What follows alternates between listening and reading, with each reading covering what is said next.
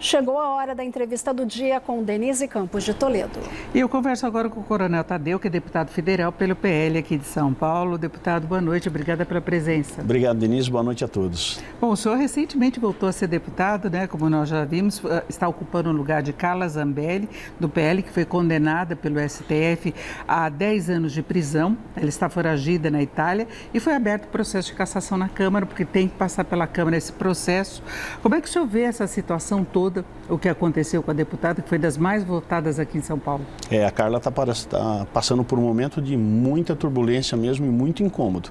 Na minha opinião, com sentenças desproporcionais aos fatos, como no caso você citou 10 anos, num processo onde está a palavra dela contra a palavra do hacker. Num outro processo, ela acabou tomando 8 anos de prisão, que é o caso da arma, que aconteceu inclusive próximo daqui dos estúdios onde nós estamos, né? E que também configura apenas um crime de ameaça que não passaria de 2 anos. Então, ela tomou uma decisão, ela saiu do país, né? Ela está fora do país, todo mundo já sabe, já foi decretada a prisão dela. E aí, eu como suplente do PL, assumi o lugar dela, estou agora representando os eleitores dela e os meus, dentro da Câmara dos Deputados. O senhor já foi deputado federal, inclusive, não foi reeleito nas últimas eleições. Sim. Houve uma disputa muito grande, inclusive porque o partido cresceu muito no embalo da eleição do ex-presidente Bolsonaro, né?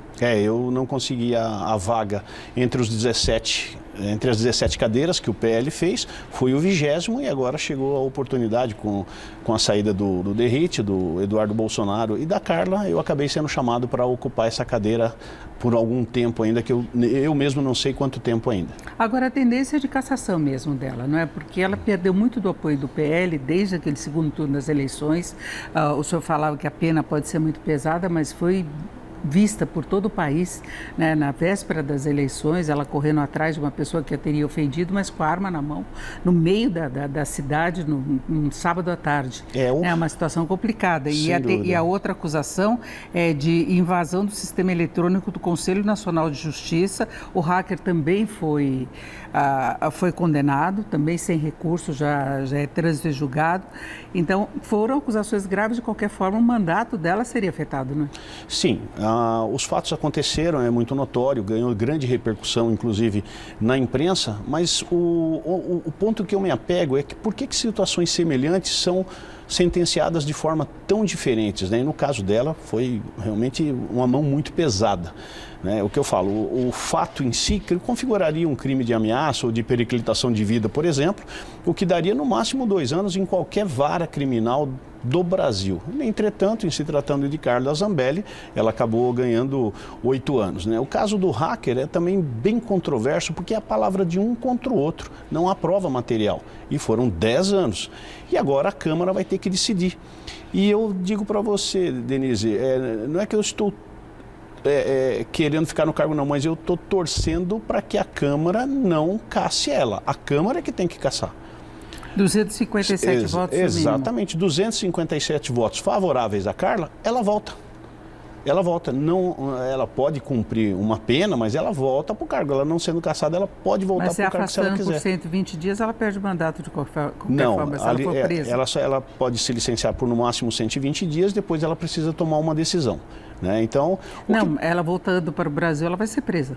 Sim, mas pode acontecer dessa prisão, né? Mas quantos parlamentares nós já vimos? Tivemos aí já alguns casos de parlamentares que cumpriam metade do turno dentro da Câmara e metade do turno dentro de uma cela, preso, né? Já aconteceu isso. Então isso pode acontecer com ela, mas é uma decisão que ela é que vai ter que tomar, né? Ela que vai decidir. Agora, o senhor tem previsão do prazo para a votação do processo de cassação na Câmara? O processo chegou ontem, chegou a semana passada na CCJ e ontem foi deliberado que a partir de hoje ela teria 5 sessões para apresentar um recurso, ou seja, apresentar a sua defesa.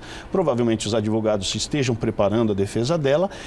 E eu não acredito, né? Mas provavelmente só em agosto é que o plenário da Comissão de Constituição e Justiça vai se reunir para poder avaliar essa defesa dela e ratificar ou não essa prisão que o Supremo Tribunal Federal impôs. Bom, para fecharmos essa questão, eu acho que até o ex-presidente Bolsonaro deixou muito claro que não tem mais qualquer ligação com ela. Ele fez questão de dizer que não deu qualquer colaboração, passou Pix para ela. Ele admitiu que passou para o Eduardo Bolsonaro, que também se afastou também está em licença da Câmara, mas em relação a Carla Zambelli, que era muito próxima dele, ele buscou afastamento. Mas mesmo assim eu ainda busco uma frase do presidente Bolsonaro que ele diz o seguinte, né? É uma injustiça o que estão fazendo com ela em relação à pena. Ao fato não há o que se falar, mas em relação à pena, isso ele disse em entrevista. Agora o senhor já tomou posse, já começou a trabalhar, já apresentou a primeira proposta, né? O primeiro projeto foi no dia 17, a proposta para extinguir a audiência de custódia, que é aquela que o preso é apresentado ao juiz, tem a presença de representante do Ministério Público, da Defesa, e aí o juiz decide a legalidade, a regularidade do flagrante, necessidade de prisão, ou pode liberar o preso, e esse é um ponto muito questionado, porque nessas audiências tem muito preso reincidente, criminoso reincidente que é liberado. Exato, Denise. Veja só, em 2019, quando nós votamos o pacote anticrime e que foi sancionada a Lei 13.964, estava lá numa das linhas a alteração do Código de Processo Penal. E ali previa, então, a gente estava regularizando uma resolução do CNJ, que era a audiência de custódia. Eu, particularmente, eu acho que eu errei nesse voto, porque eu não imaginava a consequência danosa que isso poderia trazer para a sociedade. E você acabou de falar, quantos presos reincidentes que vão e voltam o tempo inteiro de frente para o juiz e é solto. Ladrão, né? Aquele habitual que está lá costumeiramente sendo preso. E nós não temos só o crime de furto, não. É furto, roubo, estupro, latrocínio, homicídio, fraude, estelionato, violência contra a mulher, toda sorte de crimes. Então, já que eu errei, deixa eu corrigir meu erro. Apresentei o projeto acabando com a audiência de custódia. Nós não podemos mais admitir isso. Para mim, além de ser um desaforo com a sociedade, é um desaforo com a autoridade policial. É um desaforo com os policiais, com os guardas municipais que estão na rua prendendo o tempo inteiro, trabalhando 24 horas por dia e depois, 24 horas depois, está na frente de um juiz e o juiz vai oferecer água, café e começar a bater um papo com o preso para saber se aconteceu alguma coisa de errado. Agora, Coronel Tadeu, não seria a hora de se discutir a PEC da segurança, por mais que haja críticas ao projeto apresentado pelo governo, a gente sabe que há necessidade de se definir um plano mais amplo de combate à criminalidade do país. Segurança é uma das grandes preocupações do eleitorado hoje em todo o país. Nós temos das cidades mais desenvolvidas as menores, o crime organizado se espalhando pelo interior, a gente conferiu hoje em matéria agora há pouco, se infiltrando em outros países também. Então não haveria necessidade de um plano mais amplo que se discutisse de fato uma medida geral? Sobre a PEC da segurança. É muito fraco o projeto, muito fraco. Mas não pode ser modificado pelo Congresso? Sim, sem dúvida nenhuma. Vai ter que ter muito debate, mas está longe de um ideal. Claro que todo organismo de segurança hoje carece de investimento e principalmente em inteligência. Não adianta você mais contratar homens e homens e homens, porque isso custa muito caro. Agora tem que investir em tecnologia, em inteligência, proteger as nossas fronteiras, proteger os grandes centros, né? E principalmente que hoje que é o maior ralo da segurança pública, é o sistema judiciário que nós temos hoje. Nós temos um ralo muito grande. A lei processual nossa hoje é muito fraca, cheio de falhas. E os advogados que gostam de defender bandidos se utilizam desses artifícios. E aí fica difícil. O juiz, muitas vezes, ele está preso pela própria legislação. Então, tem que se fazer um estudo muito mais profundo no Código de Processo Penal e a gente precisa fazer esse debate em cima do Código de Processo Penal para manter o bandido preso, sem regalias. Por exemplo, trabalhar. É impossível, eu não consigo aceitar que um bandido ele pode remir uma pena lendo livro.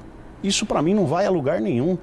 Ele tem que trabalhar, ele tem que pagar o Estado, tem que pagar a vítima dele, tem que sustentar a família. Para isso só existe uma alternativa, trabalho. Existem oportunidades, alguns presídios até fazem a coisa certa, colocam uma parte da sua linha de produção colocando o preso para trabalhar, mas são poucos no Brasil. Tem unidades que funcionam Exato, mas são forma, muito poucas, a gente precisa avançar com isso cada vez mais. E preso que não trabalhar, não come e pronto. Agora, Coronel, em relação ao projeto da PEC da segurança, isso remete a uma outra questão. O Congresso tem aprovado muito pouca coisa esse ano, tem trabalhado muito pouco. Nós estamos chegando quase no recesso, agora tem as festas juninas, tem o afastamento, semana que vem tem um evento de Gilmar Mendes no exterior, vários deputados vão participar e a gente pegando a pauta e pouca coisa foi aprovada. Vai ser um semestre perdido praticamente. O senhor vê condições de se discutir questões mais sérias como essas relacionadas à segurança? Essa é uma questão que me preocupa, porque eu, apesar de estar fora do mandato, eu acompanho todos os dias o trabalho da Câmara, o trabalho do Congresso, Senado, Câmara, e realmente o que você falou é uma verdade. Pouco se produziu esse ano, muito pouco mesmo. E agora nós estamos nos festejos, né, de São João, e aí o Congresso parou, né?